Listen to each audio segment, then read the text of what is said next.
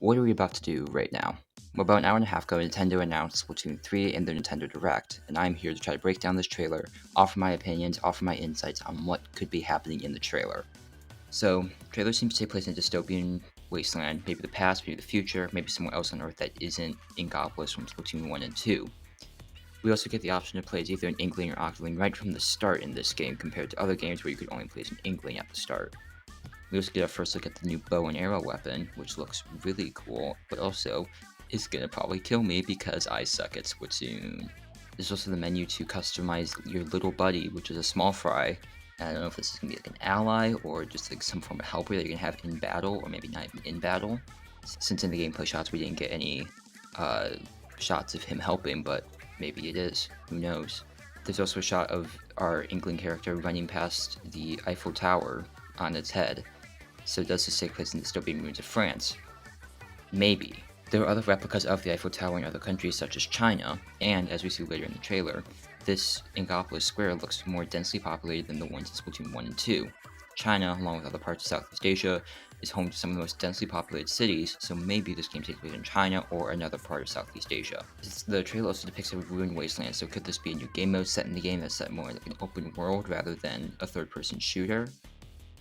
Who knows? In the shot of the train approaching our character, we can also see a city in the background. Is this the new Inkopolis Square? If not, how close are the cities between Splatoon 1, 2, and 3? On the train, we see mountains and mountains in the background, with our Inkling sitting next to their small fry friend, along with a jellyfish, and a strange fish that I don't believe we've ever seen in the Splatoon series. Now shot on the train shows the distant city once again. Our character gets off the train and is dropped in the game's main square, filled with high-rise apartments, shops, stores, and other commodities that we expect in the Splatoon franchise. The square is much more of an urban setting and seems to be smack dab in the middle of a city compared to other games where it gives off more of an arcadey vibe. This square also seems to be much smaller and compact than those of the previous games. Also, side note, but I was so happy when they actually said it was Splatoon 3 and not just an expansion or DLC of Splatoon 2. Then we actually launch into full-on gameplay and we get some nice gameplay shots of this game. So we see that the Inklings actually spawn on little boxy drones rather than a spawn pad. So how is this going to work if we get back to life? Do we spawn on like drones again? Is there like an area that they spawn back? We also see new looks for weapons. There's the aforementioned bow and arrow, along with the newly designed splatter scope, a roller which could be the gold dynamo, and a newly vamped blaster with a soda bottle shape. We also see a new slosher, possibly the slosher machine. In this game's edition of the Splatter Shot, the Hydra's battling which doesn't have any huge changes, and a 96 gal with a new metallic rim along its tip. We also new hairstyles, hats, clothes, and shoes shown off on all 8 of the characters shown, some of which are Inklings, some of them are Octolings, it looks like. There's also a reticle that determines where you land at the start of the game, meaning we could see very interesting game plans with not everyone having to start at the same place. The map shown off doesn't look incredibly complicated, looking like a skate park with an elevated area in the middle, which could set up nice sniping points. We also get some gameplay with bow and arrow weapons, which is another like long-range sniper weapon with a trail of paint behind it. There's a shot where the blaster player pops up and destroys a poor Inkling. Now the blaster seems to jump higher than usual after climbing the wall. Could this just be because the blaster player jumped off the wall and is able to get extra height, or could this just be the norm where you just get high off walls in this game? We also see an Inkzooka-like special for the splatter shot, and another shot later showing it firing a large projectile.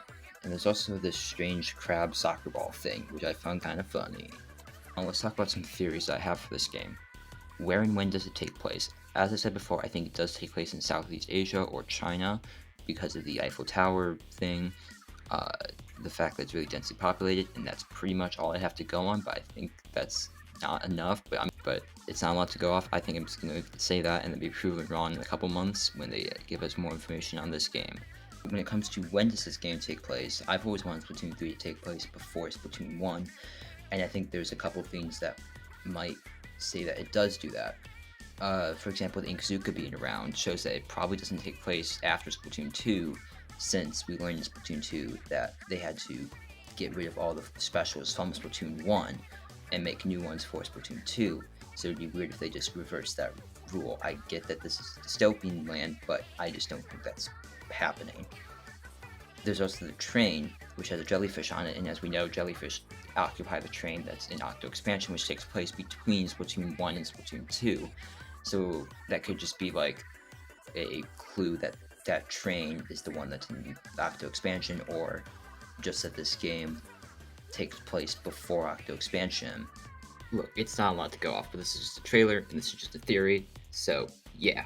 The fact that we also didn't see a lot of Inklings in the lobby, in the square, when there's shots of it, could imply that there isn't a lot of civilians in that area, which, as we know before Splatoon 1, there's the Great Turf War, meaning that there could potentially be Inklings fighting off in the war, which then we could have that be the story mode for this game, which would be a lot better than Splatoon 1, Splatoon 2 story, hopefully. So that's pretty much all I have to go on for, like, when it takes place. There isn't a lot to go off of. You could say, oh, it can't take place before because, like, there's all this technology. But I think you could also say that the technology in Splatoon is kind of stagnant. Like, it's reached its peak and there really isn't new, like, innovations. So the big thing is, like, the boxy drone things that we spawn on. Like, how is that gonna, like, how would that prove that this game can't take place after Splatoon 2, because that does look like new technology. So I really don't know. It's just a theory. It doesn't have a lot of backing to go off of. I hope it's correct, because then I'm actually correct about something in this game. But who knows, It's a game. You never know anything.